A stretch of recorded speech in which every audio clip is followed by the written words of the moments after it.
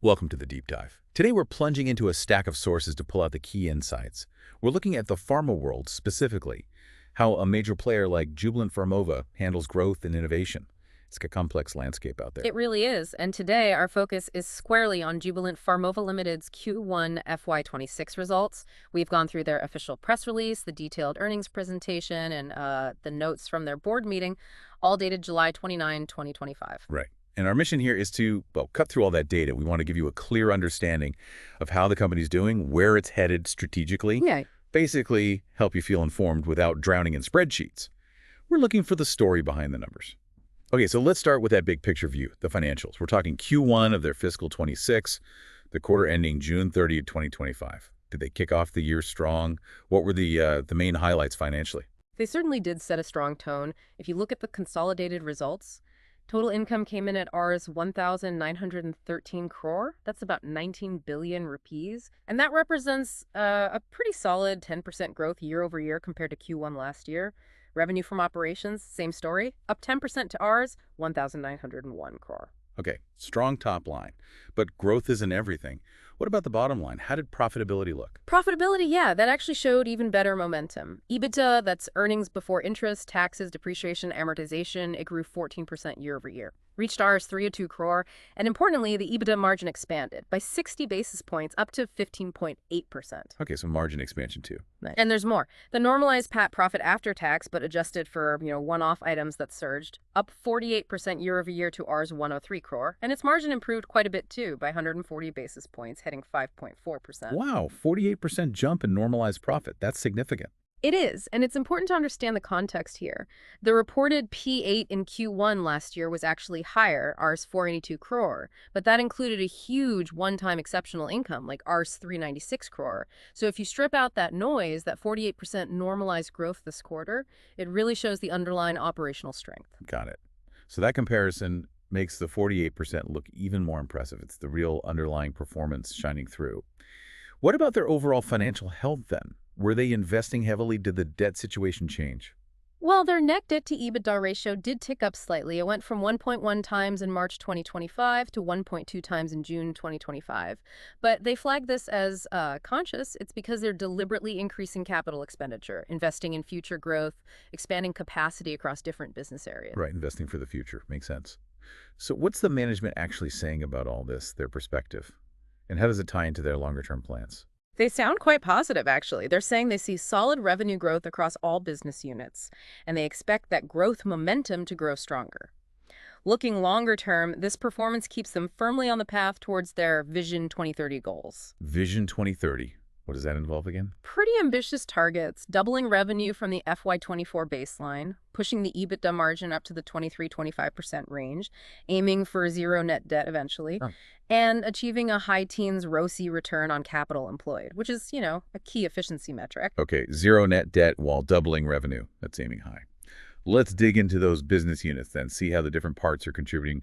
Jubilant's portfolio is quite diverse. Let's start with radiopharma and radiopharmacy. Highly specialized fields. What's driving growth there? Yeah, so in radiopharma specifically, Q1 revenue was up 3%, hit Rs 271 crore. EBITDA was pretty stable at Rs 126 crore. They've got a strong position in SPECT imaging. SPECT imaging, right. But a key growth driver is this product called RubyFill. It's for PE scans, cardiac imaging specifically. And they call it best in class. It seems to have real advantages. Like what? What makes it stand out? Well, for one, a longer generator shelf life, 7 weeks versus 6 for competitors. That's significant in logistics. Also reportedly better image quality. And they're even adding AI-enabled 3D cardiac blood flow quantification soon. So quite advanced. Interesting. So better tech, longer shelf life. Sounds promising. What else is cooking in the radiopharma pipeline? They're not standing still. They plan to introduce multiple new PE and SPECT products between FY27 and FY29. They estimate the incremental market opportunity there at around USD 550 million. Plus, they have MIBG, that's a therapeutic agent for pediatric neuroblastoma. Phase 2 dosing is done. They hope to get the data to the FDA by the second half of this fiscal year, targeting an FY27 launch. Potential peak sales, maybe USD 70 to 100 million. Okay, so diagnostics and therapeutics, and the network that delivers these. The radiopharmacy side, how's that performing? Right, the distribution network. Radiopharmacy revenue grew 5%, reaching Rs 598 crore in Q1. But the EBITDA margins were a bit weaker there, down to 2%. They cite increased competition, mainly in the SPECT segment. Okay, so some pressure there. Yeah, but on the flip side, their PET radiopharmacies are doing better, seeing increased revenue, especially driven by demand for Pylarify, that's a diagnostic for prostate cancer. Oh, okay. And they're investing heavily here too. US $50 million to expand their PE radiopharmacy network, going from 3 sites to 9 by FY28. The goal is to be the second largest PE network in the US, and critically, their whole network is USP 825 compliant. USP 825. Remind me what that covers. That sets really strict standards for handling and compounding sterile radiopharmaceuticals. Patient safety, product quality. Being fully compliant is a big deal, a key differentiator in such a tightly regulated space. Got it. Compliance is a competitive edge. Okay, let's shift gears. Allergy immunotherapy. That seems like a unique niche for them. It is. They're the #2 player in the US for subcutaneous allergy treatments. And here's the really unique part. They are the only supplier of venom immunotherapy in the entire US market. The sole supplier of venom. Wow. That's quite a position. How's that business doing? Pretty well. Q1 revenue grew 8% to Rs 181 crore. Their strategy is basically solidify the US position, both in venom and non-venom allergies, look for international expansion opportunities, and keep investing in R&D. Like, they launched a new ultra-filtered dog hair and dander extract last year. Interesting. Okay, let's move to another big area. CDMO, sterile injectables. Contract manufacturing. That segment saw really strong revenue growth, right? What's behind that? Yeah, impressive growth. Up 14% to Rs 370 crore in Q1. A huge factor is their capacity expansion at the Spokane facility in the US. They've completed media fills on a new line, Line 3. That's a key validation step. Commercial production is expected to start this fiscal year. And they're getting business for this new line already. Oh yeah, they report strong customer traction, especially from Big Pharma, for Line 3 specifically. Why the strong interest now? A lot of it seems tied to risk management and, well, geopolitics. Big pharma companies are actively looking for alternative US-based manufacturing sites, sort of de-risking their supply chains, hedging against potential tariffs or disruptions. So the onshoring trend. Exactly. And because of this strong demand, Jubilant now expects Line 3 to reach peak utilization in just 3 years. That's actually a year faster than they previously thought. The combined potential revenue from Line 3 and the upcoming Line 4, somewhere around USD 160, 180 million. So that U.S. presence is proving very strategic right now. What about their Canadian facility in Montreal? I remember there were some regulatory issues there. That's right. The Montreal site had an OAI classification from the FDA back in FY25. Official action indicated, basically, needed fixing. The good news is they say they've implemented the corrective actions, and they actually restarted sterile injectable operations back in Q3 of FY25, so late last calendar year.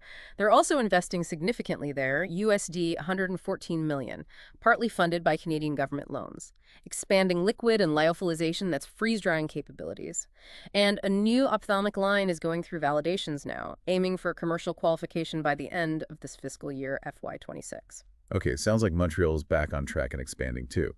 Now, within their CRDMO business contract, research development, and manufacturing, drug discovery services really jumped out. Huge growth there. It really did. Revenue up 42%, to Rs 161 crore, and EBITDA kept pace, up 46%.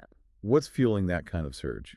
Primarily, it seems to be scaling up contracts with existing large pharma clients. But there's another factor linking back to global trends. The proposed Biosecure Act in the U.S., it's pushing companies towards what they call friendshoring. Friendshoring, meaning sourcing from allied countries. Exactly. Reducing reliance on certain other regions. And this trend benefits Jubilant's large CRO operations based in India. So India is seen as a preferred friendshored location for this kind of work. It seems so. And they're betting on this continuing. They plan to quadruple their FTE capacity, their workforce in India, aiming for 4,000 FTEs by FY30 to meet this anticipated demand. Wow, quadrupling capacity. That's a major expansion plan. And it really highlights how these sort of geopolitical shifts can create real business opportunities. Absolutely. It's not just about cost anymore. It's about supply chain security, reliability, and, well, perceived alignment. Jubilant's India operations offer that mix of talent, cost-effectiveness, and a solid regulatory history, which is very appealing right now. Makes sense. Now, still within CRDMO, what about the API business? Active pharmaceutical ingredients? I saw something about restructuring. Yes, that's an interesting internal move. The API business itself grew 9% in Q1 to Rs 141 crore, but the company is actually selling and transferring this entire API unit to Jubilant Pharmova Ltd. Which is a subsidiary, right? Exactly, a wholly owned subsidiary. The thinking here, the rationale, is to consolidate. They want to put drug discovery services and the CDMO API business together under the Jubilant Biosys umbrella. Why do that? What's the benefit? The idea is to create a more integrated end-to-end service offering for their big pharma and biotech clients.